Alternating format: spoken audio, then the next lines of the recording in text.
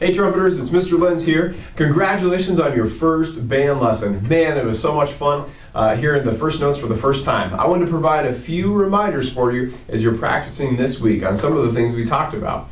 So first of all, as we're looking at number one, before we even start playing, I want you to remember how we hold the horn and how we make a sound on the horn. So first, I'm going to have you take your mouthpiece out and make sure that you spend some time buzzing on your mouthpiece before you play each time. And I tell students 30 seconds of buzzing is a great way to start a practice session. So put that mouthpiece up to your face, and you're just going to hold it at the end, and you're going to make that buzzing sound.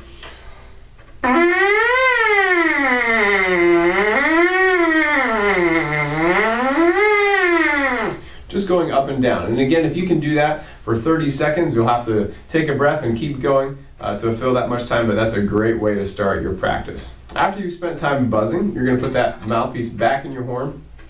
And just a reminder of how to hold the horn. Basically, you're just going to grab around the valves, putting your ring finger through the ring hole and your thumb through the thumb hole or thumb rest there. And then on the other side, you're going to put your hand up on the valves. Now, I like to put my pinky on top of this pinky rest so that I don't put any unnecessary pressure on my face. And then I put my thumb just about right there on the lead pipe. And that keeps a nice C shape with my hand. So when I'm holding the trumpet, my hand is up like this, and it creates a nice C shape on the horn. So that's the best way to start holding that instrument. When you're playing number one, I'm gonna show you the notes so that you can make sure you're playing the right note. And that first note is E. And so you'll see underneath the highlighted note E, you'll see a 1 and 2, and that means to press first and second valve down. And as we play that together, I'm going to have you listen to it once first, and then you can join me in playing it. So here we go. I'm going to play the E on it for exercise number one once first for you to hear.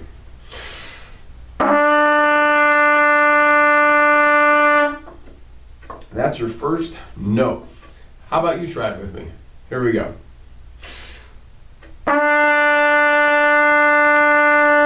And remember, as you're starting each note, you want to start it with a clean 2. Say 2 with me. 2. And then you can say a 2 silently. 2, 2. And that's how every note should start on trumpet. It should start from the tip of your tongue. Sometimes students will try and create that sound by pulsing their air, going like that, or by making a pa sound. Pa, pa, pa, pa, pa. You want to make sure to stay away from doing that. It'll cause you a lot of problems down the road. Make sure that every note starts with a clean and clear 2, just like this. Let's go ahead and try exercise number 1 together. I'm going to put on a metronome click, and we'll practice counting 4 beats for each whole note and 4 beats for each whole rest. Here we go. Ready? 1, 2, 3.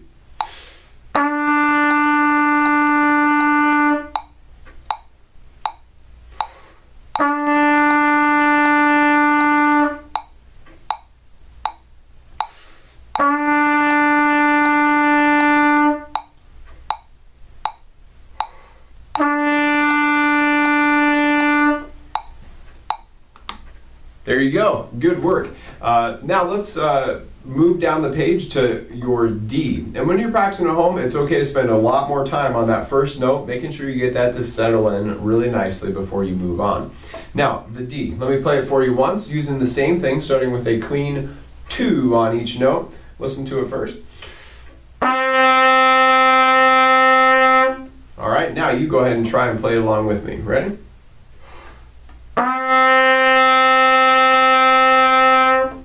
There you go. And you can use your metronome at home to play along, to play with number 2, just like we did with number 1. If you don't have a metronome, please just visit, you can type in freeonlinemetronome.com in Google, and the first thing that pops up is an online metronome that you can use. Otherwise, you can pick one up from the music store that looks like this. It's got a tuner and metronome, and it's a great resource for you.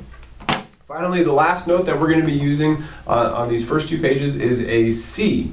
A C, it has no vowels and it's lower, and you're going to be playing it just like this.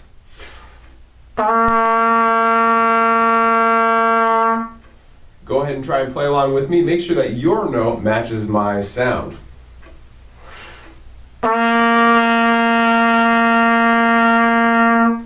There you go. Parents, what you can be helping your student listen for is, does their note sound mostly the same as mine, or does it sound like it's a lot higher or a lot lower? Also making sure that each note is being started with a clear to articulation. Playing the horn every single day makes a big difference in getting a great start on the instrument. So I'll see you next week for your lesson, but make sure to get practice in every day that you eat. See you later.